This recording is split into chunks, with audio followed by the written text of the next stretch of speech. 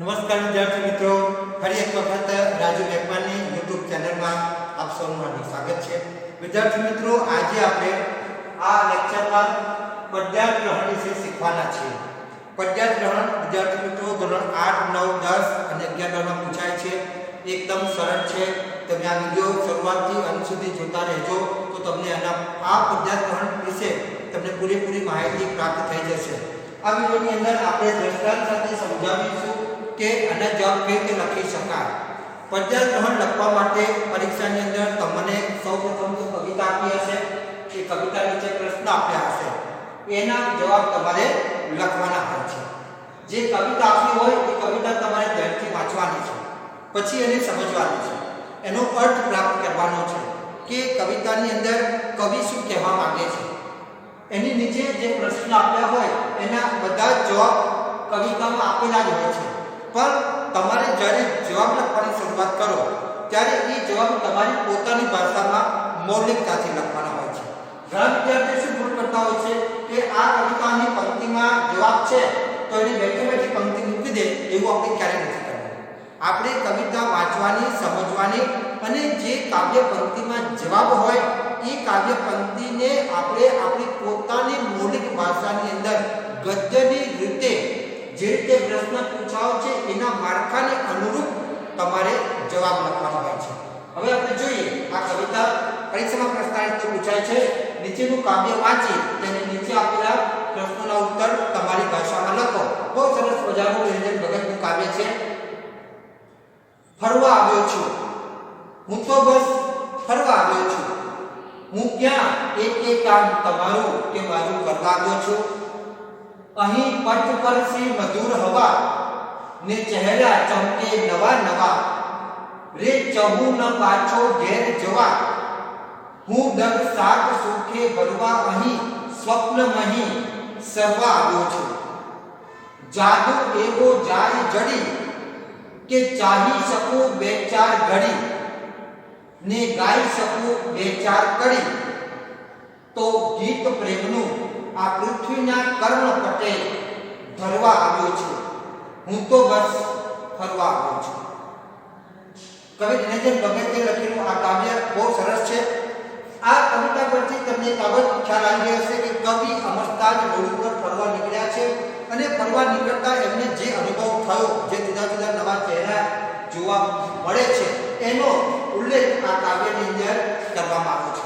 હવે આપણે પ્રશ્ન જોઈએ કે કવિ ફરવા આવવા માટે કયું પ્રયોજન કહે છે. બરાબર, તો તમે અહીંયા મેં છગડા કૌંસમાં લીટી દોરેલી છે. અહીંયા તમને ખ્યાલ આવી ગયો હશે કે આ પંક્તિની અંદર પ્રશ્ન 1 નો જવાબ છે, આ પંક્તિમાં 2, આમાં 3 અને 4. તમે જ્યારે પરીક્ષાની અંદર આ પદ્યાર્થ ગ્રહણ લખો ત્યારે આ રીતે જ તમારે પેન્સિલથી લીટી દોરવાની છે અને તમે જ્યારે જવાબ લખો ત્યારે એ પંક્તિને ધ્યાનથી વાંચી અને એને તમારી ભાષામાં પોતાની મૌલિકતાથી રજૂ કરવાની હોય છે. આપણે જોઈએ કવિ ફરવા આવવા માટે કયું પ્રયોજન કહે છે. તો અહીંયા કહે છે હું તો બસ ફરવા આવ્યો છું. હું ક્યાં એક કામ તમારું કે મારું કરવા આવ્યો છું. આ જે કાવ્યની ભાષામાં કેટલાક વિદ્યાર્થીઓ આખી બેઠી પંક્તિ લખી દે એ યોગ્ય નથી. આપણે પંક્તિ વાંચી સમજ્યા અને આપણે એને ગદ્યમાં લખવાની છે. તો જવાબ આ રીતે થાય કવિ અમરતા ફરવા નીકળ્યા છે, કોઈનું કશું કામ કરવા નીકળ્યા નથી. બીજો પ્રશ્ન જોઈએ કવિ ફરતા ફરતા ક્યાં આવ્યા છે. તો જવાબ એ છે અહીં પથ પર સી મધુર હવા. બરાબર, અહીંયા જવાબ છે. તો આપણે આ પંક્તિ લખવાની જરૂર નથી. આપણે આને પંક્તિ સમજ્યા પછી આપણે ગદ્યમાં પોતાની મૌલિક ભાષામાં લખીએ છીએ. તો જવાબ આ રીતનો થાય: કવિ ફરતા ફરતા જ્યાં માર્ગ પર મધુર હવા આવી રહી છે ત્યાં આવ્યા છે. ત્રીજો પ્રશ્ન જોઈએ. કવિ ફરતા ફરતા શું જુએ છે? કવિ લટારમાં ફરવા નીકળ્યા છે તો ત્યાં રોડ પર એમને શું દેખાય છે? તો એનો જવાબ અહીંયા છે કે ને ચહેરા ચમકે નવા નવા રે ચહુ ન પાછો ઘેર જવા. તો આપણે અહીંયા રે ચહેરા ચમકે નવા નવા એવું બેઠે આપણે લખતા નથી. આ પંક્તિમાં જવાબ છે એ વાત સાચી, પણ આપણે એને ગદ્યની રૂપમાં પોતાની મૌલિકતાથી આ રીતે લખી શકાય: કવિ ફરતા ફરતા નવા નવા ચહેરા જુએ છે. ચોથો પ્રશ્ન જોઈએ. ફરવાની અંતે કવિને કેવો અનુભવ થાય છે? કવિ ફરવા નીકળ્યા છે તો એમના મગજમાં એમના મનમાં કેવો અનુભવ થાય છે? તો એનો જવાબ અહીંયા છે કે જાદુ એવો જાય જડી કે ચાહી શકું બે ચાર ઘડી ને ગાઈ શકું બે ચાર કડી તો ગીત પ્રેમનું આ પૃથ્વીના કર્મ પટે ગરવા આવ્યો છે.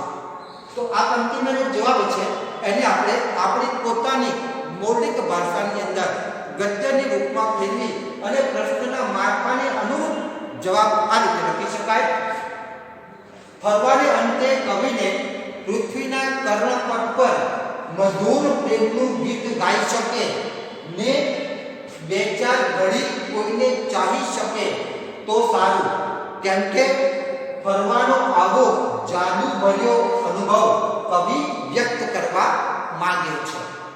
હવે આપણે જોઈએ પાંચમો પ્રશ્ન. વિદ્યાર્થી મિત્રો, દરેક પદ્યાર્થ ગ્રહણમાં કોમન પૂછાય છે કે કાવ્યને યોગ્ય શીર્ષક આપો.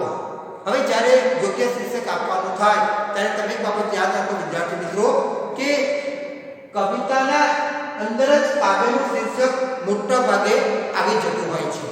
અર્થાત કાવ્યની અંદર એવા શબ્દો કવિ મૂકી દેતો હોય છે કે એ શબ્દથી કાવ્યનું શીર્ષકમાં સમગ્ર ભાવ એ શબ્દોથી વ્યક્ત થઈ જતો હોય. મોટા ભાગે આવું બનતું હોય છે. તો આ કાવ્યની અંદર પણ એ જ રીતનું છે. તમે જોઈ શકો છો કે કાવ્યનો સમગ્ર ભાવાર્થ જોઈએ તો કવિ ફક્ત અમરતા જ કરવા આવ્યા છે. આજુબાજુ ચહેરા જુએ છે અને પૃથ્વીના કર્ણપટે પોતાનું જે અનુભવ થયો છે એને વ્યક્ત કરે છે.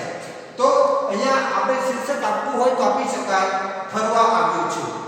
એકદમ સરળ સિમ્પલ શીર્ષક છે, બરાબર. તો આ રીતે તમારે શીર્ષક લખવાનું હોય છે. તો વિદ્યાર્થી મિત્રો, આ કવિતા પરીક્ષામાં પૂછાય તો તમારે આ રીતે ચેકચાક વગર, જોડણીની ભૂલ વગર અને મુદ્દાસર યોગ્ય વિરામ ચિહ્નનો ઉપયોગ કરી તમે આ રીતે જવાબ લખો તો માનું છું કે તમને પૂરેપૂરા માર્ક્સ મળે. કોઈ પણ જગ્યાએ તમારો માર્ક્સ કપાય નહીં. અને હા, એક વખત યાદ રાખો વિદ્યાર્થી મિત્રો, પદ્યાર્થ ગ્રહણ આપણે ફરજિયાત લખવાનું હોય છે. ફરજિયાત છે અને એકદમ સરળ છે. આના 5 માર્ક્સ એકદમ રોકડા મળી જાય. 4 માર્ક્સ તો આપણને પૂરેપૂરા મળે છે. એટલે જ્યારે પણ પરીક્ષામાં પૂછાય ત્યારે તમારે આ છોડવાનું નથી, બરાબર. એટલે આ રીતે તમારે જવાબ લખવાનો હોય છે. વિદ્યાર્થી મિત્રો, આશા રાખું છું કે આ કાવ્યની અંદર અને પ્રશ્નના જવાબમાં આપને પૂરેપૂરો ખ્યાલ આવી ગયો હશે. તો આપણે અહીંયા આ વિડિયો પૂર્ણ કરીએ છીએ. ફરી વખત કોઈ નવા ટોપિક સાથે મળીશું. ત્યાં સુધી આપની રજા લો. આપનો આભાર.